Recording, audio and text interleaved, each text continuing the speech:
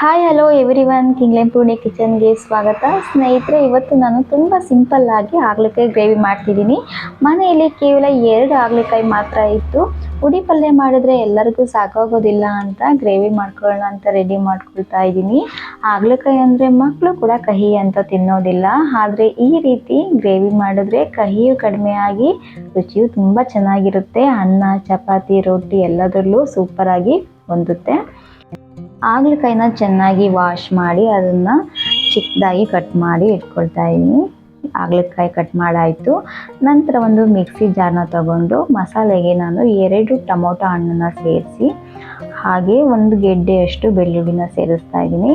ಒಂದು 4 ಬ್ಯಾಡಗೆ ಮೆಣಸಿನ್ಕಾಯಿ, ಹಾಗೆ 1 ಟೇಬಲ್ ಸ್ಪೂನಷ್ಟು ಖಾರದ ಪುಡಿ, ಹಾಗೆ 2 ಟೇಬಲ್ ಸ್ಪೂನಷ್ಟು ಧನಿಯಾ ಪುಡಿನ ಸೇರಿಸ್ತಾ ಇದ್ದೀನಿ. ಹಾಗೆ ಸ್ವಲ್ಪ ಬೆಲ್ಲವನ್ನು ಸೇರಿಸಿ ನೀರನ್ನು ಸ್ವಲ್ಪ ಹಾಕಿ ನಾನು ಚೆನ್ನಾಗಿ ಸಣ್ಣಗೆ ನುಣ್ಣಗೆ ರುಬ್ಕೊಂಡ್ಬಂತಾ ಇದ್ದೀನಿ.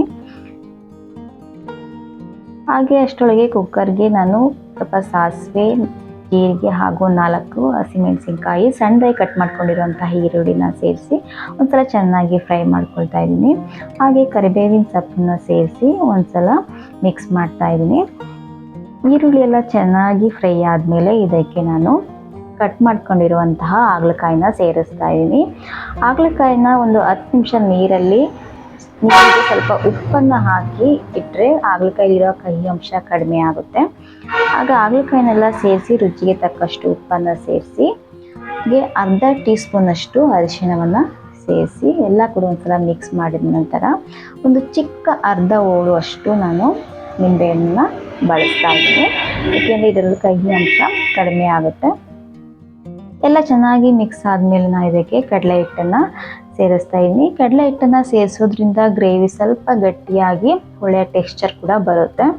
ನಂತರ ರುಬ್ಬಿದಂತಹ ಮಸಾಲೆಯನ್ನು ಸೇರಿಸಿ ಚೆನ್ನಾಗಿ ಮಿಕ್ಸ್ ಮಾಡ್ಕೊಳ್ತಾ ಇದ್ದೀನಿ. ಹಾಗೆ ನೀವು ಕನ್ಸಿಸ್ಟೆನ್ಸಿ ನೋಡಿ ಎಷ್ಟು ಬೇಕೋ ಅಷ್ಟನ್ನು ನೀರನ್ನು ಸೇರಿಸ್ಕೊಳ್ಳಿ. ಗ್ರೇವಿ ಗಟ್ಟಿಯಾಗಿಯೂ ಬೇಡ, ತುಂಬ ತೆಳುವಾಗಿಯೂ ಬೇಡ, ನೋಡಿ ನೀರನ್ನು ಸೇರಿಸ್ಕೋಬೇಕು.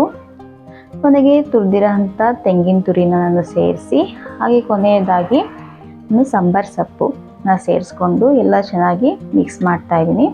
ಮತ್ತು ಕೊನೆಯದಾಗಿ 1 ಚಮಚ ತುಪ್ಪವನ್ನು ಸೇರಿಸ್ತಾ ಇದ್ದೀನಿ. ನಮ್ಮ ಮನೆಯಲ್ಲೇ ಹಸು ಇರೋದ್ರಿಂದ ಮನೆಯ ತುಪ್ಪವನ್ನೇ ಬಳಸ್ತಾ ಇದ್ದೀನಿ. ನಿಮ್ಮ ಮನೆಯಲ್ಲಿ ತುಪ್ಪ ಇದ್ದರೆ ಖಂಡಿತವಾಗ್ಲೂ ಸೇರಿಸಿ, ಇದರಿಂದ ಫ್ಲೇವರ್ ಕೂಡ ಹೆಚ್ಚಾಗುತ್ತೆ. ಹಾಗೆ 1 ವಿಷಲ್ ಕೂಗಿಸಿದ್ರೆ ಸಾಕು.